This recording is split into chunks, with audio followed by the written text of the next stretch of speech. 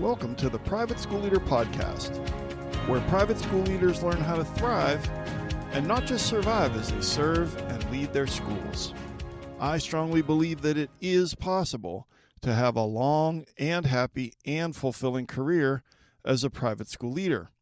And my passion is to help you figure out exactly how to do just that, right here on the Private School Leader Podcast. And I'm your host, Mark Minkus. So the date was June 22nd, 1984, and I was sitting in a movie theater.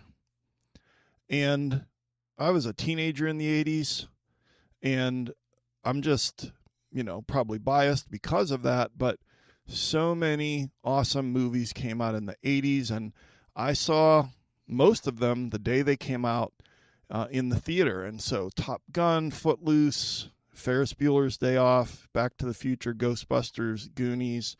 There's a very long list of iconic movies from the 80s. But on June 22nd, 1984, when I was sitting in a movie theater, I was watching the premiere of the movie Karate Kid. And most of you listening to this have seen the movie, but just in case you haven't, the premise, the plot summary real quick is that Daniel LaRusso is a teenager from New Jersey. He moves to Los Angeles with his mom because she's widowed, and he starts getting bullied at school and in the neighborhood. And so Daniel then learns karate from this handyman who is a war veteran named Mr. Miyagi, and helps Daniel learn how to defend himself, and eventually he competes in a karate tournament against some of the bullies. So this is an awesome movie. $100 million at the box office, led to multiple sequels, led to the TV show Cobra Kai, and it is an iconic part of American pop culture. So why am I talking to you about a 42-year-old movie on a podcast for private school leaders? Well, on today's episode of the Private School Leader Podcast, I'm going to give you two important leadership lessons from the Karate Kid. And just before we jump into today's topic, I want you to use your imagination for a minute. And I want you to imagine that it is late spring, late May, early June of 2027. And you're standing in your office, and you're thinking back on the 26-27 school year that has just ended. And these things are true. Your teachers, over the course of the year, they proactively communicated with the parents. They proactively built better relationships with the parents at your school, and less problems made it to your desk because the teachers were involved early and the parents were involved early. And then in the spring, there were higher scores on the parent satisfaction survey, and it was a good year. Well, how can this fairy tale come true? That you could stand there on the last day of school, look back over the 26-27 school year and think those things, and those things be true. Well, all I can say is that there's about 60 schools now who have used Parent Academy and used the two 45-minute webinars with their faculty at either back to school in service or during one of the PD days during the school year. And the feedback is that it is changing how these teachers interact with the parents at these private schools. And so Parent Academy, of course, the first 4 modules are for you. You've heard me talk about that before. But after I teach you all of these strategies, then I'm going to teach them to your teachers. And these two 45-minute on-demand video webinars, they come with a printable notebook with guided notes and discussion questions. And I believe that you can feel those things and know those things to be true on the last day of school when you look back on the 26-27 school year if you incorporate Parent Academy into your teacher in service or teacher PD days. So don't take my word for it. You can go to theprivateschoolleader.com/parentacademy and read testimonials there. and everything else you need to know is there. privateschoolleader.com/parent academy. And speaking of parents, I just want to say thank you for listening to the podcast by giving you a free gift. And this one is called The 7 Steps to Having Successful Meetings with Upset Parents. And this is a free 11-page PDF, and I give you a step-by-step plan to have better meetings with the parents at your school.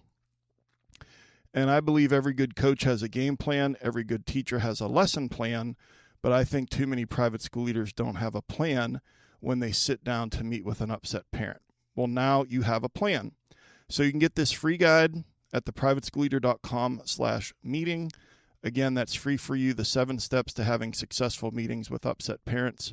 Grab that for free at theprivateschoolleader.com/meeting.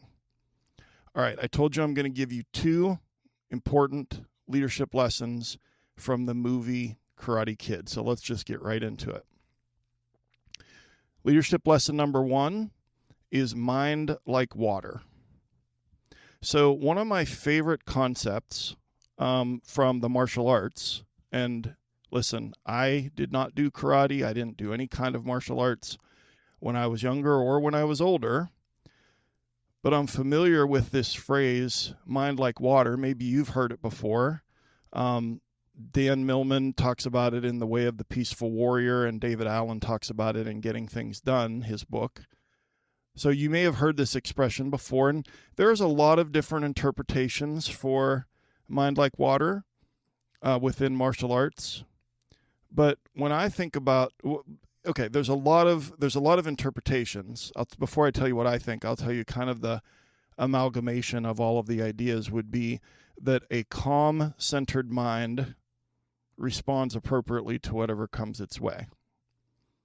So, quote, a calm, centered mind responds appropriately to whatever comes its way, end quote. So let me tell you what I'm thinking and how I'm going to apply this to you as a private school leader.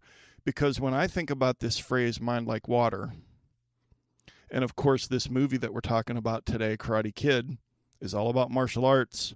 It's all about that inner control. It's about using your mind more than your hands. That the 2 characteristics that come to mind immediately for me are, number 1, that water always has a proportional splash, and number 2, water immediately returns to its original state. So I just want to pause for a second so that you can understand exactly what we're doing here. Yes, Karate Kid, martial arts. I'm talking about mind like water. But what I want to apply these 2 things that I'm about to talk about, I want to apply them to you as a private school leader doing one of the most important things that you can do every day, and that is regulating your emotions. Regulating your emotions. We do emotional work, and there are all kinds of stakeholders that their needs intersect at our desk. And there are all kinds of complex problems that need elegant solutions that intersect at our desk. And so when we are trying to do this, and on the inside, the brain is pumping cortisol and adrenaline into our body, sometimes it's hard to regulate our emotions. And so the first piece of this, mind like water, is that water has a proportional splash. So I want you to imagine that you're standing next to a small pond or lake, and the surface is like glass, and you throw a small stone into the pond, and you get a small splash. But if you look around and you find a rock, let's say that it's about the size of a bowling ball, and somehow you manage to lift that and toss it into the pond, it's going to have a big splash. So water always responds proportionally to what enters the water. Small object, small splash, big object, big splash. Okay, so you're with me so far. Water responds proportionately, but unfortunately, many of us as private school leaders, we sometimes don't respond proportionally with our emotions to the issue. And so I'm going to put myself out there and see if any of this resonates with you. But if I get a critical email or even a mildly critical email, my emotions start to stir up. When a parent asks me a difficult question and I start to get defensive, or for that matter, when I'm in a board meeting and a board member I feel like is calling me out or asking a difficult question, I start to feel those emotions. I'm talking in a teacher's meeting and then a teacher like publicly disagrees or pushes back on something. And so in that moment, my emotions, I can honestly say that sometimes it's been kind of a small stone, big splash kind of thing, that I get all dysregulated and I get stressed and I get anxious and I get angry, or I get emotional, or I get hard on myself, or my self-talk gets negative, or whatever the case might be. Maybe I catastrophize. Oh no, like, it just goes to its, conclusion of the worst case scenario quickly, from like 0 to 1,000,000. And so sometimes our emotional splash is much larger than the situation that is, the object that's getting thrown into the water. So sometimes we have a small stone, big splash. And that's not good for leadership, because one of the greatest leadership skills that you can have, that I can have, is having a proportional response to things in our environment. And so if it's a big deal, then yeah, we're going to have a response. But if it's something smaller, and I think this is especially true for this is especially true for private school leaders, it's true for me, is that some of these small things, man, they used to really cause me to get emotionally dysregulated. And so kind of ask yourself a couple of questions. What size response does this situation deserve? So let's say it's a scale of 1 to 10. Does this really deserve a level 10 emotional response? Or is this really like a 3 out of 10? And I know that in the moment when we're emotional, that of course it's very difficult to pause and, ask ourselves that question. We just react. But isn't that what we talk about a lot on this podcast, is pausing and responding instead of just reacting? And so when it comes to emotional intelligence, when it comes to being a leader, this idea of mind like water, just part one is that water always has a proportional splash. And we as private school leaders want to try to have an appropriate emotional response compared to the issue that's happening. And I said that part two of mind like water is that water immediately returns to its original state. So after the splash, boom, almost immediately it's calm again. There's a few ripples, but almost immediately that water goes back to its original undisturbed state and it's calm. Now let's compare that to us. I'm going to compare that to me as a leader. Has there ever been a time where something happened on Monday and you're still carrying that thing around on Thursday?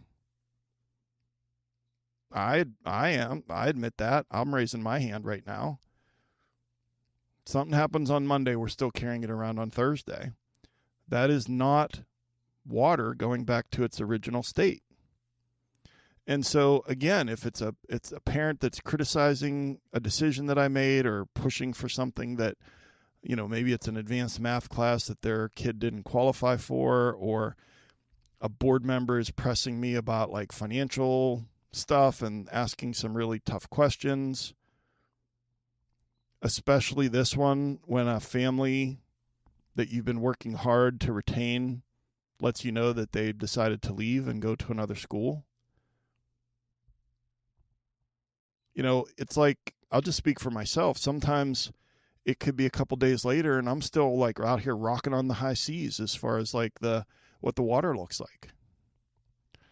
And, I might be physically present at home with my family, but, mentally or maybe emotionally, I'm still reliving something that happened during the day or something that happened yesterday.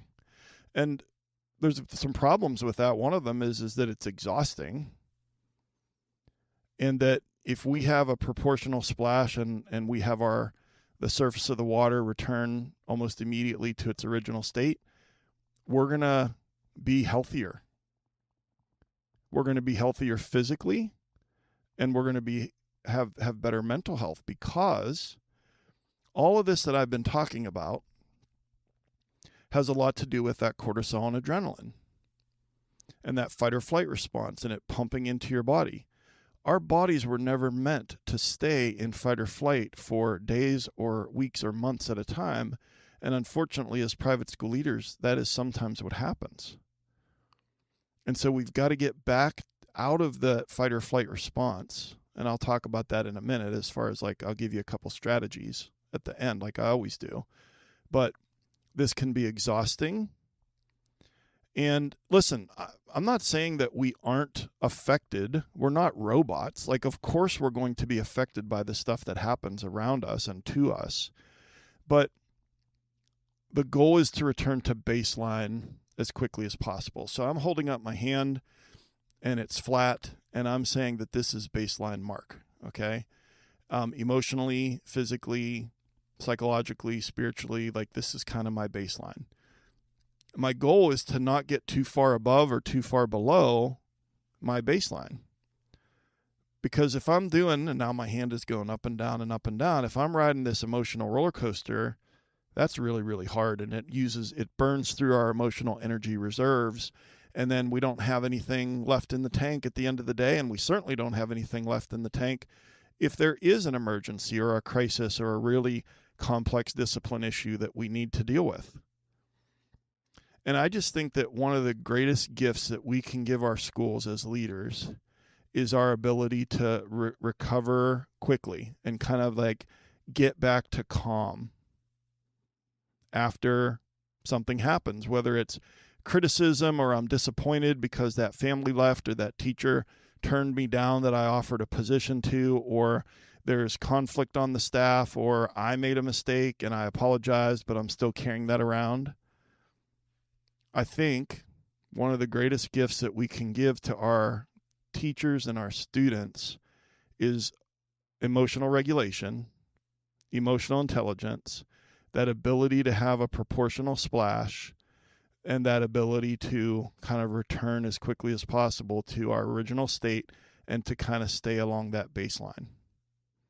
Now, that's easier said than done, and I'll give you a couple strategies at the end of the episode, I promise. So I told you two big lessons from the Karate Kid. The first one is mind like water, this martial arts mindset shift that exists within martial arts. But leadership lesson number 2 is earn your Academy Award every day. And so you might not know this, but Pat Morita, who played Mr. Miyagi in the Karate Kid, he received an Academy Award nomination for Best Supporting Actor for his work in Karate Kid in 1984. And so, it's interesting because if you're familiar with the movie, he doesn't say much. He doesn't overreact. The acting was really a lot of him communicating with his facial expressions and different things like that. But he's still as far as an artist, as far as an actor, was recognized as a nominee for the Academy Award. And so here's the thing. We as private school leaders, you might have heard me say this every day. I certainly say it to my coaching clients all the time. We need to earn our Academy Awards almost every day. And with the way that we're earning our Academy Award is that we are absolutely not letting our facial expression reveal what we're thinking on the inside, right? When somebody does something really stupid, when a teacher is gossiping again or being dramatic or being immature or unprofessional, and you're like, seriously? Again? Or if a parent in a meeting, in your office makes a absolutely ridiculous statement, or a board member, they propose this idea that's completely insane, unrealistic, left field, A student tells you something that's really surprising about something that's going on at home. Like our facial expression, on the inside, we're reacting for sure. But on the outside, we're going to be calm, cool, and collected. We're going to remain composed. We are going to earn our Academy Award. Because emotional regulation isn't just what's going on the inside. It's also that we're not wearing that on our face and with our body language throughout the day. So I'm not suggesting that we be fake and that we suppress emotions and never feel anything. I'm just suggesting that emotional maturity and emotional intelligence is about regulating our emotions, but also not having those emotions affect everybody else. Because here's the thing that I highlighted in yellow and put in bold print in my notes for this episode. I wrote, just because you feel something doesn't mean everyone else needs to experience it immediately. Just because you feel something, just because I feel something, doesn't mean everyone else needs to experience it immediately.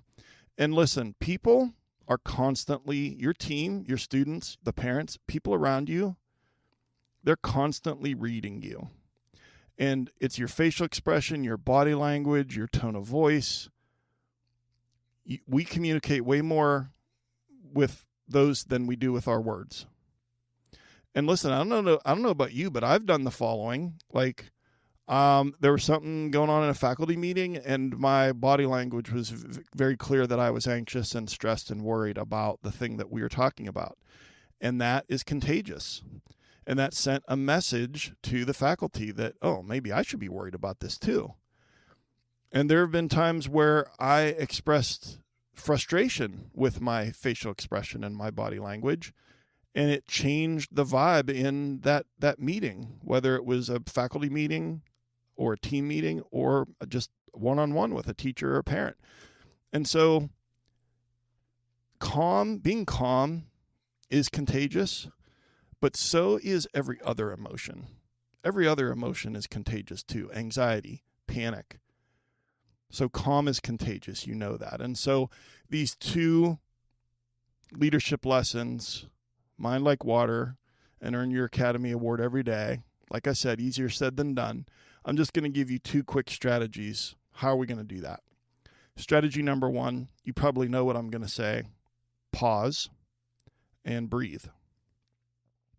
And the reason you probably know what I'm going to say is because you know that one of my favorite quotes is Viktor Frankl in Man's Search for Meaning says, between stimulus and response, there is a space. And what we want to do is pause, take a breath, especially if we can breathe in through our nose, breathe out through our mouth. Pause and breathe.